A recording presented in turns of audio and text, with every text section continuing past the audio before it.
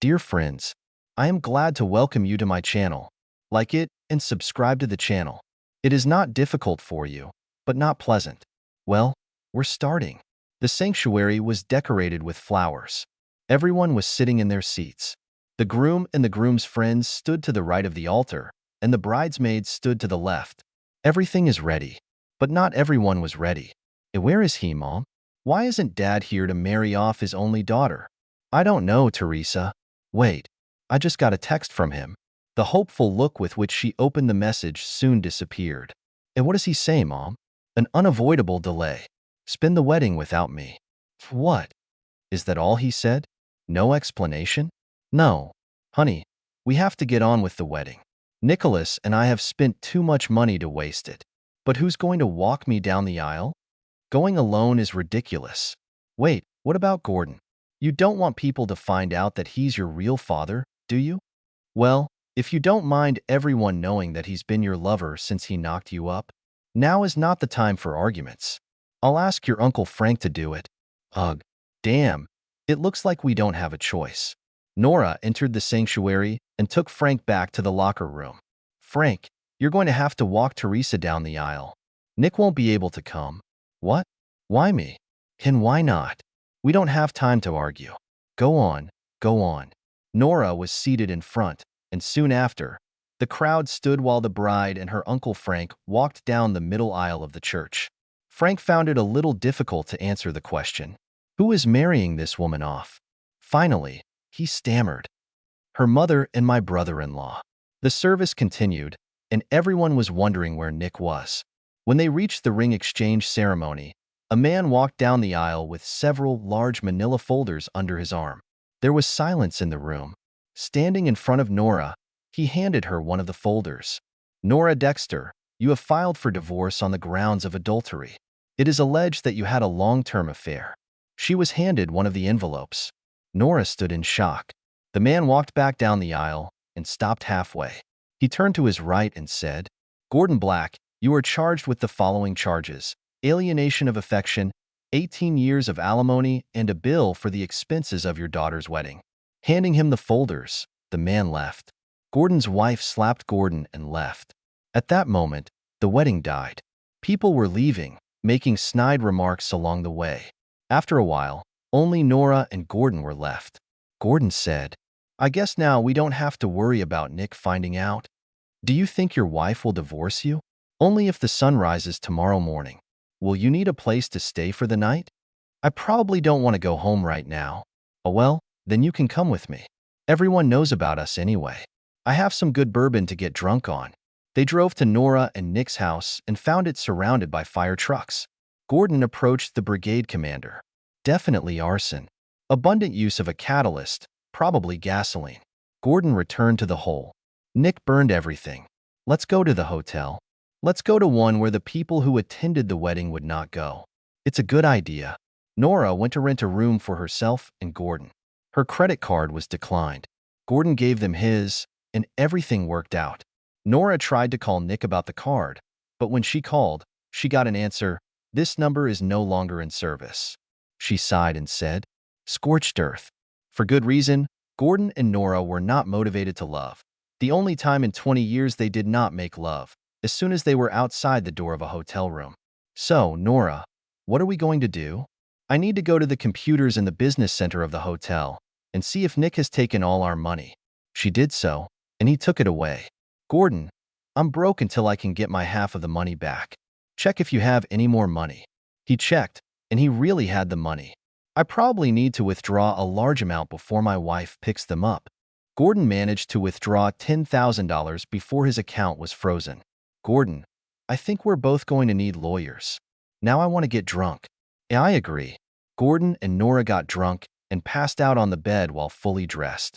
They went downstairs for breakfast in rumpled clothes. Nora, do you have a place to stay? I'm going to call Candace and find out what position I'm in. I may have to stay somewhere else too. I just hope she doesn't say she never wants to see me again. Good luck. I'll ask my daughter if I can stay with her. And now I need to go to Walmart and buy clothes and toiletries. How are you going to pay for them? I forgot. Gordon, can I borrow some money from you? Of course. Gordon drove her to the church, where her car was parked. She wasn't there.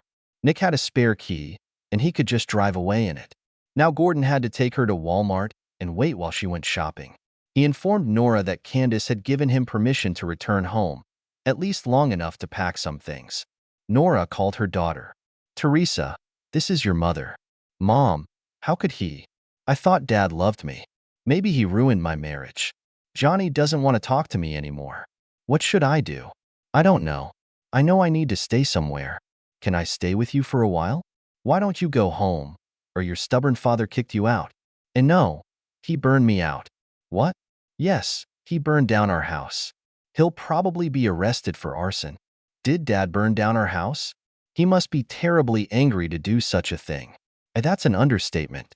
I think you can stay at my place, but if Johnny calls and wants to come back, you'll leave." A agreed. "I'll be right there." "Oh, can't you pick me up?" Court proceedings. The fire inspector brought charges against Nick. Nick pleaded not guilty and appeared in court. In the interim, he remained in prison instead of being released on bail. Nora and her lawyer used this time to try to figure out where the money he took was. She decided that he must have turned them into cash and hidden them in some place that he refused to disclose. Nora waited until the end of the trial to file for divorce on the advice of her lawyer. He said that a guilty verdict would contribute to a good divorce process. The prosecutor brought in an arson specialist to testify that the fire was an act of arson. Nick's lawyer didn't ask any questions. The prosecutor then called Nora to testify about what was going on, which could have been a motive for Nick to burn down their house. She said they had a fight over the wedding stuff, and then he didn't come to walk his daughter down the aisle. This time, Nick's lawyer asked questions. "Miss Dexter, did you know that perjury is a crime?" Objection. Affects the credibility of the witness. Rejected. But watch yourself. "Thank you, Your Honor." "So, Mrs. Dexter, why did you lie that your daughter was Mr. Dexter's daughter?" "She is his daughter. His name is on the birth certificate. He raised her with me all his life." "Does the birth certificate contain the name of her biological father?" Silence. There was a murmur from the crowd. "And whose name should be indicated on the birth certificate as the father?" "Gordon Black." "How long have you and Mr. Black been cuckolding your husband?" "Our whole marriage." The judge interrupted. "Mr. Conlon, are you aware that you are establishing a motive for your client?" "Yes, Your Honor. My client prefers to make his wife's infidelity public rather than avoid the consequences of his actions. If that's the case, I declare Mr. Dexter guilty of arson." After a short break, I will listen to the recommendations on the verdict. Upon returning from the break, the prosecutor stated that the facts were not disputed. Mr. Dexter deliberately set fire to the house he shared with his wife and, until recently, his daughter. Almost all of Mrs. Dexter's belongings and some of Miss Dexter's have been destroyed. Since insurance does not cover arson, the only satisfaction she can get is to send her husband away for as long as the law allows. She will sue him for divorce and compensation for everything she has lost. Nick's lawyer spoke up. "Did my client burn down his house?" "Yes. But the key word is that it was his home. The document for the house was not issued in the name of his wife. All her and her daughter's belongings are in plastic bags in the vault, the key to which I am handing over to her lawyer right now. Your Honor, we ask you to think about what would be the normal reaction of any person who found out that his wife had made love to another man before and throughout their 22-year marriage. As a result of this illegal act, a girl was born, which his wife, and then his daughter, deliberately passed off as his own. Their divorce and related lawsuits will resolve the issue of a fair division of property, but since there is no significant loss of property on Mrs. Dexter's part, we believe that Mr. Dexter should receive a minimum sentence." As Nick left, he told Nora, "See you in the divorce court." Divorce. Nick looked good when he came to the divorce hearing. He was doing sports, and it helped him lose extra pounds and tone his muscles. Nora looked terrible. Gordon made an agreement with his wife that they would stay together. It turned out that Gordon's wife was also unfaithful. They agreed to forgive each other one last time, but Candace had to control all the money from now on. He moved back home. Nora suffered financially and socially. The divorce was her chance to get back to normal. The money Nick owed her would give her the opportunity to recover, perhaps in another city. Your Honor, Mrs. Dexter is demanding half of all assets that were in their accounts. based on a list of all assets from 6 months ago. She demands half of what Mr. Dexter earned from the sale of the land on which their house stood. In addition, she demands alimony in the amount of $2,000 per month for 5 years. Mr. Stevens? My client has been cheated on by his wife and her lover for more than 20 years. My client was made to believe that the child his wife gave birth to was his. He loved this child and was an exceptionally good father for over 18 years. It was only when he overheard a conversation between his wife and daughter the day before the wedding that he learned that his wife had cuckolded him throughout his marriage. We have a recording to play back. Objection. Neither my client nor her daughter gave permission for the recording. This is not a criminal court. The family court has more lenient rules. I want to listen to the recording. Yes, Your Honor. Record. Mom, do you know what would be cool for a wedding? Honey, we're already over budget. It won't cost anything. Okay, and what would be cool? If both my fathers had walked me down the aisle, Gordon and Nick. She giggled. Are you completely fucked up? I've been careful for 20 years to make sure that Nick never finds out. Even poor, gullible, ignorant Nick can guess if you do. No, it's too much of a risk. If the risk of making love to Gordon for more than 20 years is worth it, why not just leave Dad for Gordon? Because your dad is a wonderful husband and father. He is the man, for every day, to whom I want to return home. Gordon, on the other hand, is a holiday man who comes from time to time to give me love. It's simple. I like Nick for marriage and Gordon for love. That doesn't mean your dad is bad in bed, but Gordon is great. I've always wanted both of them. I don't even know which one I would choose if I had to. I would like to tell my friends that my real father is Gordon. They all think Nick is a nerd. The recording stopped.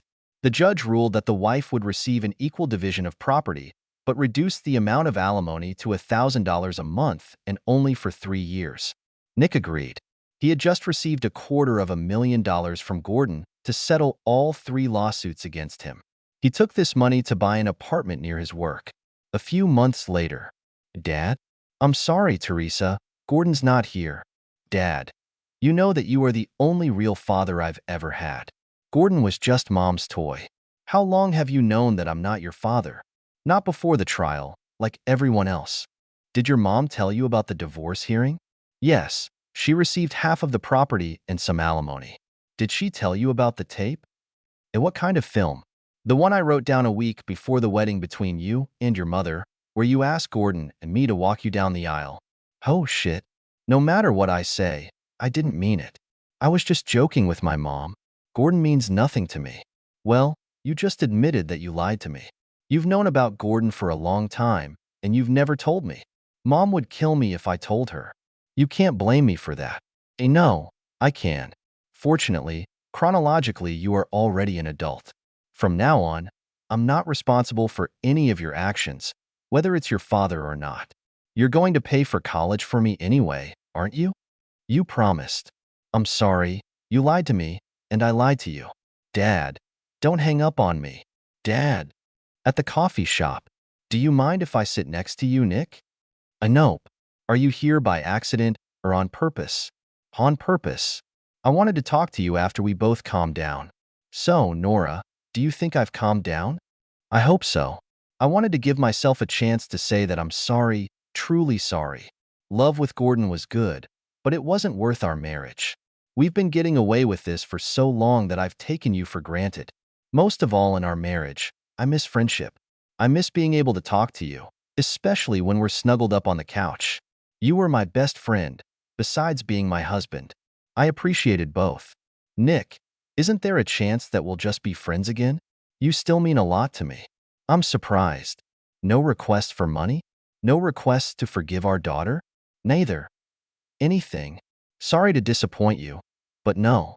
It's hard to live with someone for more than 20 years and just abruptly break up with them. Despite our divorce, I never stopped caring about you. If you want, we can meet at Starbucks or some other neutral place, if you're ready to meet with me. Maybe.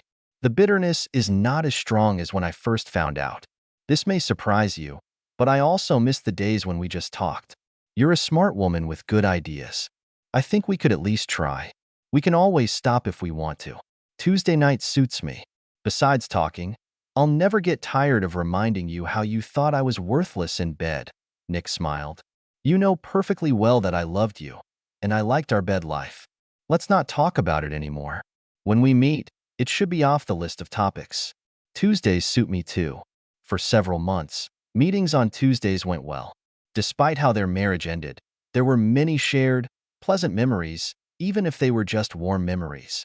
Nick was the only one who talked about going to her house to talk away from prying ears. Nora agreed because she wanted to cuddle up to each other, talk, and drink something other than expensive coffee. They both began to feel like the good old days. Nora began to feel safe when she brought up the topic that was supposed to make him invite her to live with him again. Nick, do you like these weekly conversations and memories? Yes, very much. I'm glad you suggested doing this. Do you know what else would be fun? What? Nora felt it was time to take a chance. There's something else I'm missing. When we were married, after talking, we often went upstairs, took off all our clothes, and enjoyed each other. Can we do it tonight? You are welcome. Nick thought about the offer for a moment, and then smiled and said, Nora, go upstairs and make the bed in yourself. I'll make drinks for us and I'll be up soon. Yes, dear. She ran up the stairs. Nora was almost ecstatic. Her plan to slowly lure Nick had worked. Once she convinced him that he could satisfy her, they would be together again. She decided not to wear a nightgown, no matter how attractive it looked. She took off her clothes and lay down on the bed, inviting him to enjoy her body.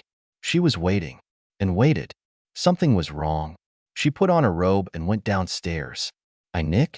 Where are you, darling? There was no answer. Nora saw something on the kitchen table. It was a note. An unavoidable delay. You don't have to wait for me. You can go through the woods.